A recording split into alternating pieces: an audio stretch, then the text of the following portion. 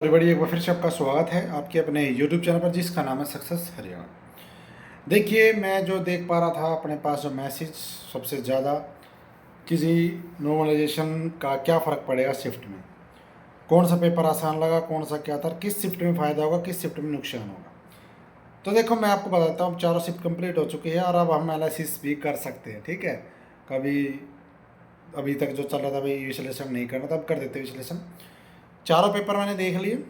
तो सबसे पहले तो मैं आपको ये क्लियर कर देता हूँ, जो मैंने पेपर देखने के बाद अनुभव किया।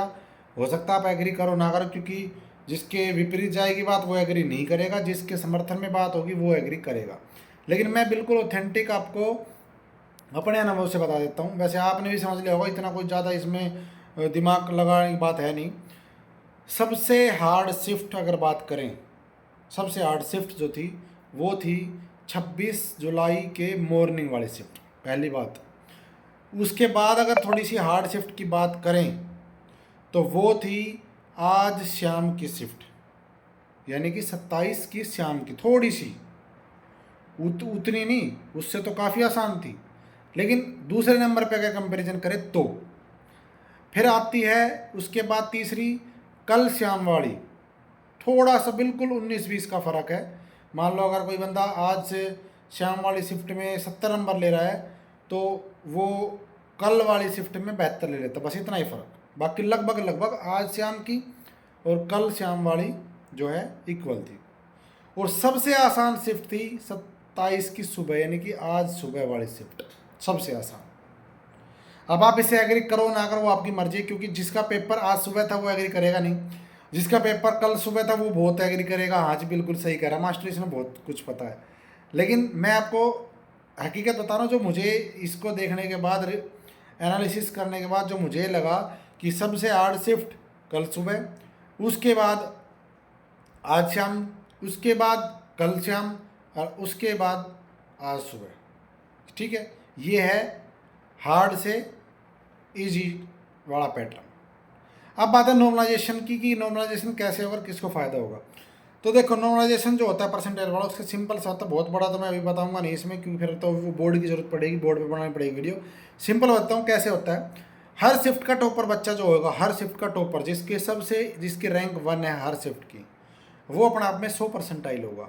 अब ऐसा हो सकता है जैसे कल सुबह वाली शिफ्ट थी, उसमें जो टॉपर मान के चलो टॉपर जो है वो मान लो 78 नंबर वाला टॉपर है एग्जाम्पल के लिए।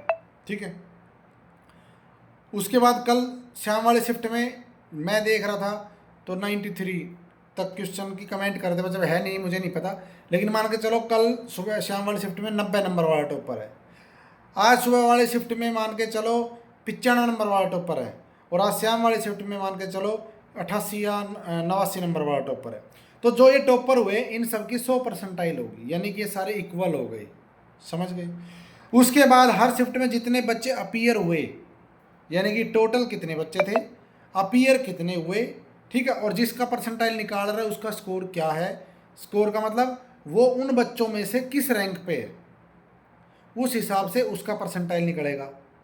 तो जो 100 परसेंटाइल वाला जो उस पहली शिफ्ट का 78 नंबर वाला 100 परसेंटाइल ले रहा है, तो जिसके 77 नंबर है वो 99 परसेंटाइल पे हो गया एग्जाम्पल के लिए। और दूसरी शिफ्ट जो मैंने बताई थी कि 95 नंबर वाला भी या 90 नंबर वाला टॉपर है, तो उसके 89 नंबर वाला बंदा 99 परसेंटाइल रहेगा। तो कहाँ आपके 76 या 77 और कहाँ आपके 89, इस तरीके से परसेंटाइल चलेगा। तो इसमें क्या है, जो बंदे ज़्यादा इजी शिफ्ट वाले हैं उनको थोड़ा उनके क्वेश्चन के अकॉर्डिंग कम नंबर मिलेंगे, और जिसका हार्ड शिफ्ट में था उसके कम क्वेश्चन के बावजूद परसेंटाइल ज़्यादा आएगी उसकी। ठीक है, लेकिन जो पहली शिफ्ट है, तो मैं अपने आइडिया से बताता हूँ, बाकी शिफ्ट का मैं कह नहीं सकता एग्जैक्ट कितना होगा, लेकिन पहली शिफ्ट का मैं बता देता हूँ। कम से कम 5 से 6 आपके क्वेश्चनों का आपको फ़र्क कम से कम पड़ेगा, उससे ज़्यादा भी बढ़ सकता है। ठीक है, उससे ज़्यादा भी पड़ेगा, लेकिन मैं आपको कम से कम बता रहा हूँ 5 से 6। यानी किसी के अगर मान लो 40 क्वेश्चन ठीक है, तो उसका परसेंटाइल कम से कम 45 से 46 तो कम से कम होगा, हो सकता है 50 तक भी चला जाए। बाकी शिफ्ट में ज़्यादा फर्क नहीं पड़ेगा, 1 2 3 इतना ऊपर नीचे रहेगा। ठीक है, और आप लोग कमेंट जरूर कर देना कि आपके नंबर कितने बनते हैं और कौन सी शिफ्ट है। Thank you. फिर बताएंगे कि जो 10 गुना की कट ऑफ है, अगर वैकेंसी कितनी आती है, क्योंकि ये भी तो बताना पड़ेगा ना कि इतनी वैकेंसी है तो इतनी कट ऑफ बन सकती है। तो रैंक बताऊंगा मैं कि इतनी रैंक तक का स्कोर इतना बन सकता है। लेकिन वो होगा जब आप लोग उसमें पार्टिसिपेट करोगे। मैं गूगल फॉर्म भी डाल दूंगा, मैं टेलीग्राम पे जुड़ जाऊँ, तो टेलीग्राम पे नहीं हो तो उस गूगल फॉर्म को भर देना। कंप्लीट डाटा करके एनालिसिस करूंगा, रैंक बताऊंगा कि किस में कितनी रैंक बनती है। ठीक है जी, धन्यवाद। जय हिंद, जय भारत, जय हिंद। आपका दिन शुभ हो। वीडियो को लाइक और शेयर कर देना।